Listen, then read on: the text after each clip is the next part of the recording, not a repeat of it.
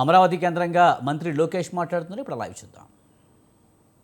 అలాంటి నిర్ణయం మేము తీసుకున్నాం. వి విల్ గ్యారంటీ ఎఫ్ఎల్ అని. అది చెప్తాం చాలా తేలికైంది. దానికి సంస్కరణలు తీసుకురావాలి, దానికి మొత్తం సిస్టమ్ సెట్ చేయాల్సిన అవసరం ఉంది. మీరు కూడా చూస్తే ఇప్పుడు టీచర్ ట్రాన్స్ఫర్స్ కూడా జరుగుతున్నాయి.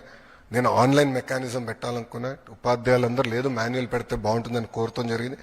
నేను మా ఎమ్మెల్సీలు అందరితో చర్చించిన తర్వాత మాన్యువల్ మెకానిజంకి మేము రివర్ట్ అయ్యాం. దానివల్ల వాస్తవంగా ఆలస్యమైంది. ఏంటంటే నా లక్ష్యం ఏంటంటే పిల్లలు మొదటి రోజు స్కూల్కి వెళ్ళినప్పుడు ఆ సంవత్సరం ఉన్న టీచర్లు వాళ్ళు మొదటి రోజే వస్తారని లక్ష్యంగా పెట్టుకున్నాం.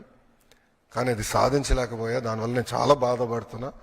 అధికారులందరూ అహర్నిశలు కష్టపడుతున్నారు. మండే కల్లా మొత్తం ఈ టీచర్ బదిలీలన్నీ కూడా పూర్తి చేసి ఈ మొత్తం వ్యవస్థ స్టెబిలైజ్ అవుతుంది. వచ్చే సంవత్సరంలో 10th క్లాస్ రిజల్ట్స్ కానివ్వండి, లేదంటే ఇంటర్ రిజల్ట్స్ కానివ్వండి, ఆల్రెడీ ఒక మార్క్ చేసాం. కానీ దానికన్నా బెటర్ చేయాలని లక్ష్యంతో మొత్తం విద్యాశాఖ అహర్నిశలు కష్టపడుతుందని ప్రజలు తెలుపుకుంటూ, ప్రజలందరికీ ఒకటే చెప్తున్నాం. గతంలో ప్రభుత్వ పాఠశాలల గురించి నాకు తెలుసు.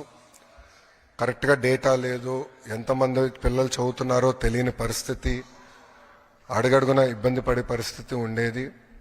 అలా కాకుండా అందరి ఆమోదంతో అద్భుతమైన సంస్కరణలు మేము తీసుకొచ్చాం. దీనివల్ల మెరుగైన విద్య ప్రభుత్వ పాఠశాలలు అందించే లక్ష్యంగా మేము పెట్టుకున్నాం.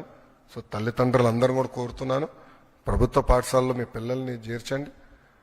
వాళ్ళని ప్రయోజకులుగా తీర్చిదిద్దే బాధ్యత కూటమి ప్రభుత్వం తీసుకుంటుంది. మనం ఇతర రాష్ట్రాల ఎడ్యుకేషన్ మోడల్స్ గురించి మాట్లాడాం.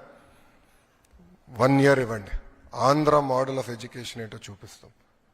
మొత్తం డిపార్ట్మెంట్ కమిటెడ్గా మేము పనిచేస్తున్నాం. మీరు టెక్స్ట్ బుక్స్ చూడండి. నేను ఏదైతే శాసనసభ సాక్షిగా చెప్పానో అన్ని మేము అమలు చేశాం.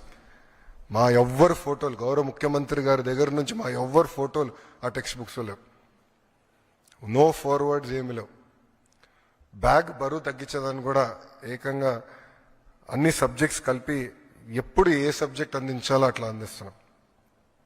సో ఎక్కువ బ్యాగ్ బరువు కూడా ఉండకూడదని అట్లా చాలా సీరియస్గా ఆలోచించి సంస్కరణలు తీసుకొచ్చాం. అందుకే ప్రజలందరూ కూడా కోరుతున్నా, మీ పిల్లల్ని ప్రభుత్వ పాఠశాలలో చేర్పించాలని నేను సభాముఖంగా కోరుతాం జరుగుతుంది. సో ఇప్పుడు మీడియా మిత్రులకైనా ప్రశ్న ఉంటే సమాధానం చెప్పడానికి సిద్ధంగా.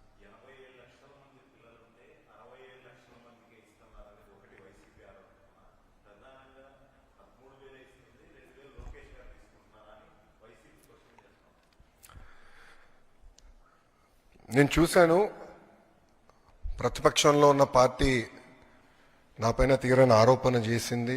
వాళ్ళు అధికారికంగా ట్వీట్ పెట్టారు. వాళ్ళకి నేను 24 గంటలు సమయం ఇస్తున్నా.